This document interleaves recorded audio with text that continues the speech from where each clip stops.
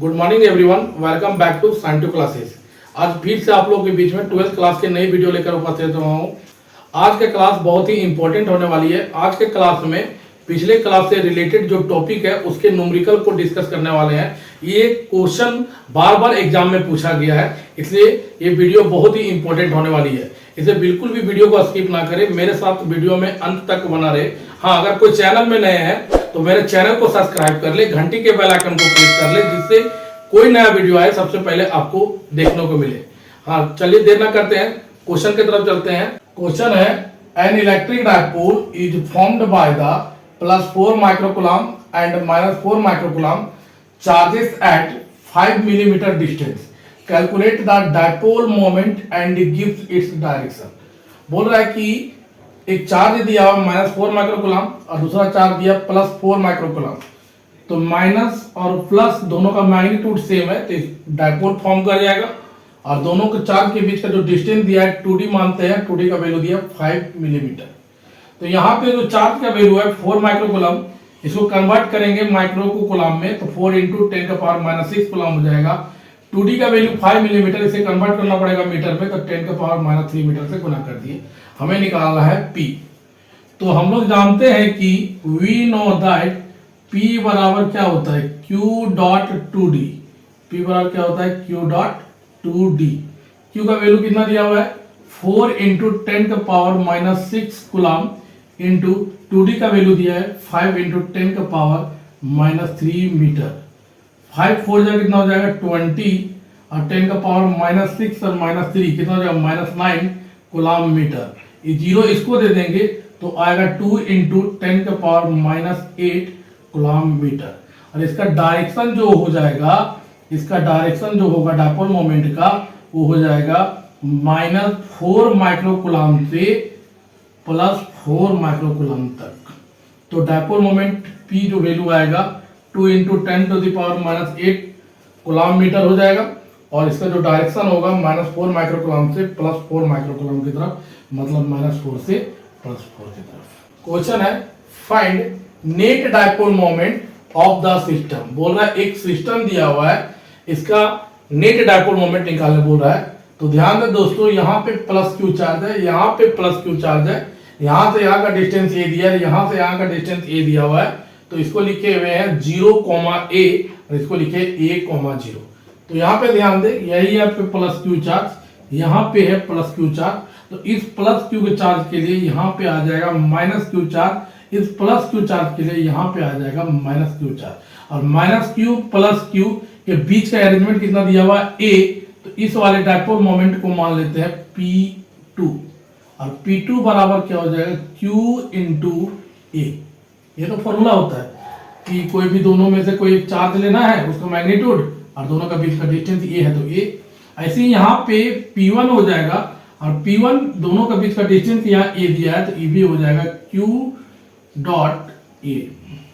यहाँ पे P1 है, यहाँ पे P2 दिया है, तो P1 और P2 का रिजल्टेंट किधर बनेगा, बीचों बीच बनेगा। और इसके रिजल्टेंट को मान लेते हैं P। ठीक है, अब P का फॉर्मूला क्या था, रिजल्टेंट का फॉर्मूला आप लोग जानते होंगे, A² + B² + 2AB cos theta. मतलब यहाँ पे P1 है तो P1 का स्क्वायर प्लस P2 का square plus 2P1 P2 cos theta P1 square. यहाँ पे ध्यान दें, P1 कितना दिया है QA, तो ये हो गया QA का स्क्वायर। P2 कितना दिया है QA, तो ये हो गया QA का स्क्वायर। और 2P1 P2 और P1 और P2 के बीच में एंगल कितना 90, तो 90 ले लेंगे cos 90। cos 90 का वैल्यू 0 तो ये खत्म हो जाएगा। तो यहाँ पे जो बचेगा Q.A का स्क्वायर प्लस Q.A का स्क्वायर प्लस ये कितना जाएगा 0। QA कॉमन हो जाएगा तो यहाँ पे बचेगा Q.A का स्क्वायर। तो यहाँ पे जब दोनों से कॉमन लेंगे तो बचेगा 1 + 1। Q.A को अगर बाहर करते हैं तो यहाँ पे आएगा Q.A और 1 और 1 जोड़ेंगे तो कितना आ जाएगा √2। तो P बराबर जो आएगा Q.A√2। तो जो डायपोल मोमेंट नेट का आएगा Q.A√2। इस क्वेश्चन का आंसर हो जाएगा Q dot A root 2. Question है an electric dipole consisting of two opposite charges of 2 into 10 to the power minus 6 coulomb is separated by a distance of 3 centimeter is placed in an electric field of 2 into 10 to the power 5 Newton per coulomb. The maximum torque on the dipole will be.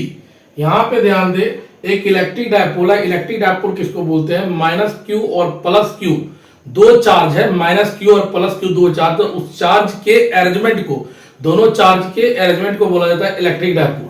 तो यहाँ पे charge का value कितना दिया magnitude में? 2 into 10 to the power minus 6 coulomb. तो इधर minus में लिखे और इधर क्या लिखे हैं? प्लस में. इसके अरेंजमेंट दोनों के बीच का डिस्टेंस कितना दिया हुआ है? 3 सेंटीमीटर. तो Q का वैल्यू ले लिए 2 into 10 to the power minus 6 coulomb.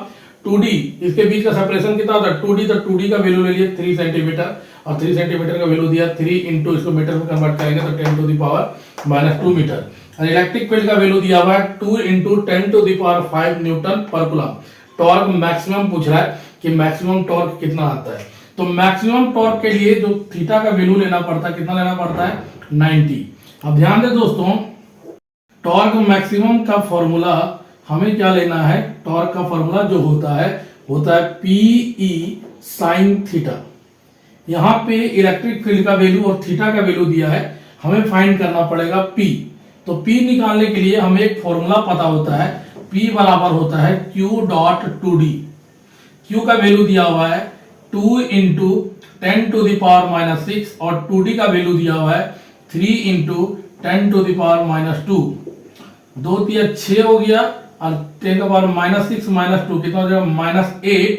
ये होता है कूलम मीटर. ये हमारा P का वैल्यू है. अब यहाँ पे टॉर्क मैक्सिमम का वैल्यू निकालने बोल रहा है, तो P का वैल्यू कितना लिखा है? 6 into 10 to the power minus 8 और इलेक्ट्रिक फील्ड का वैल्यू कितना दिया हुआ है?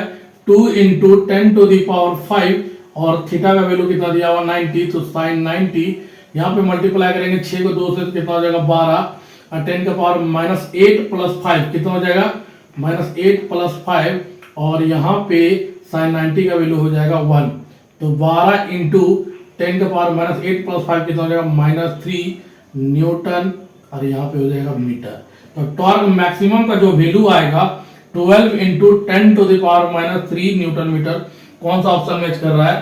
तो इस क्वेश्चन का जो आंसर हो जाएगा option number B, 12 into 10 to the power minus 3 newton metre. I hope आप लोग को समझ आया होगा. अब क्वेश्चन आते हैं, नेक्स्ट क्वेश्चन की तरफ बढ़ते हैं. N electric dipole having dipole moment 6 into 10 to the power minus 7 coulomb meter is placed at an angle of 60 degree with electric field of 100 Newton per coulomb.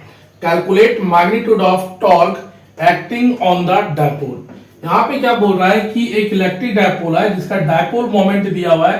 Dipole moment को P से denote करते हैं 6 into 10 to the power minus 7 coulomb meter और इसको place किया गया electric field में और इलेक्ट्रिक फील्ड का वैल्यू दिया है 100 न्यूटन पर कूलम. कितने एंगल पे प्लेस किया गया? Theta equal to 60 degree. तो पूछ रहा है टॉर्क का वैल्यू कितना होगा, तो हमें टॉर्क निकालना है. अब यहाँ पे ध्यान दे, वी नो दैट, हम लोग एक फॉर्मूला पढ़े हुए हैं, टॉर्क बराबर Pe sin थीटा. P का वैल्यू कितना दिया हुआ है? 6 into 10 to the power minus 7. Electric field का वैल्यू कितना दिया हुआ? 100 इंटू और साइन थीटा, साइन 60 का वैल्यू दिया हुआ है, थीटा का वैल्यू दिया हुआ है 60. तो 6 इंटू 10 का पावर माइनस 7 है, यहाँ पे 2 जीरो जाके घटेगा तो कितना बचेगा? 10 का पावर माइनस 5 बचेगा. और साइन 60 का वैल्यू कितना होता है? √3/2. तो यहाँ पे ध्यान दे, साइन 2 से कटेगा तो 3 बार में कट जाएगा. तो यहाँ पे जो निकल के आएगा 3 और यहाँ बचा हुआ √3 into 10 to the power minus 5 और टॉर्क का जो यूनिट होता है न्यूटन मीटर. तो यहाँ पे जो आंसर आएगा 3√3 into 10 to the power minus 5 newton metre होगा इस क्वेश्चन का आंसर.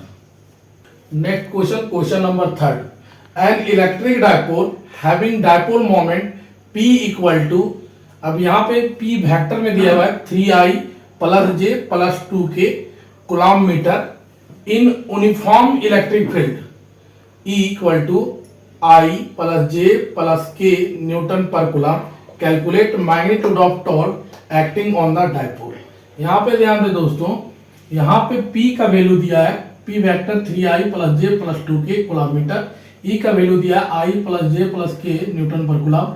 टॉर्क का वैल्यू पूछा है, तो टॉर्क का वैल्यू क्या होता है, फॉर्मूला P क्रॉस E। जब टॉर्क का फॉर्मूला लिखेंगे तो क्या आएगा, P क्रॉस E।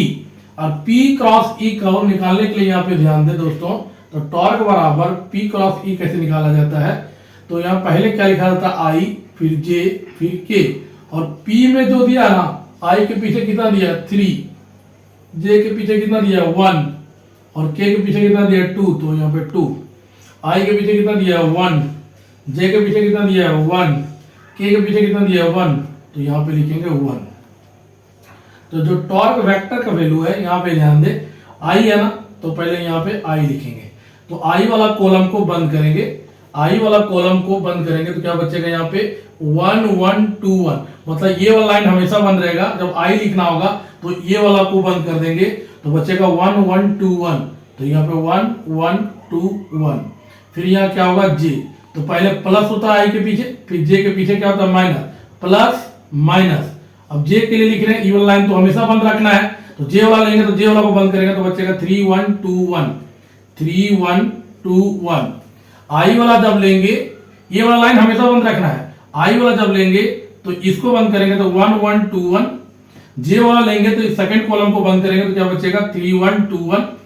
फिर यहाँ पे लेंगे प्लस K और यहाँ पे लिखेंगे, इस कॉलम को बंद करेंगे 3 1 1 1, तो 3 1 1 1। यहाँ पे I के पीछे प्लस, J के पीछे माइनस और K के पीछे फिर प्लस, प्लस माइनस ऐसा करके चलता है।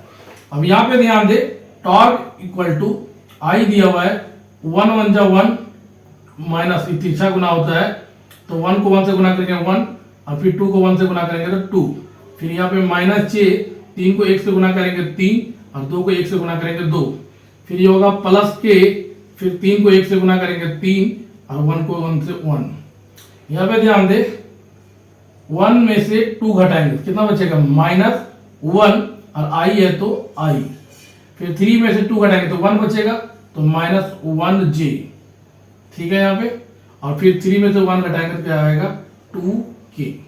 अब ध्यान दे यहाँ पे मैग्नीट्यूड निकालने बोला है, तो मैग्नीट्यूड निकालने के लिए हमें क्या लगाना पड़ता है, mode.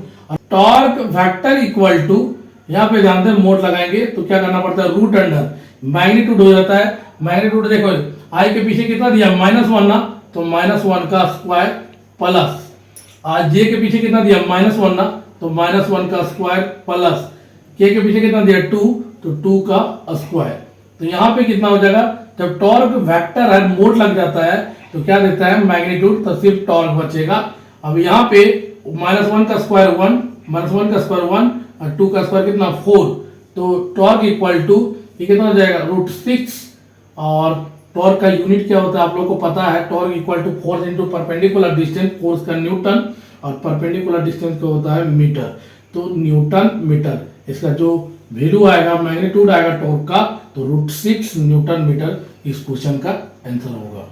Question number 4, an electric dipole of magnitude 0.5 coulomb metre is placed parallel to an electric field intensity 30 newton पर coulomb, calculate the torque acting on the dipole.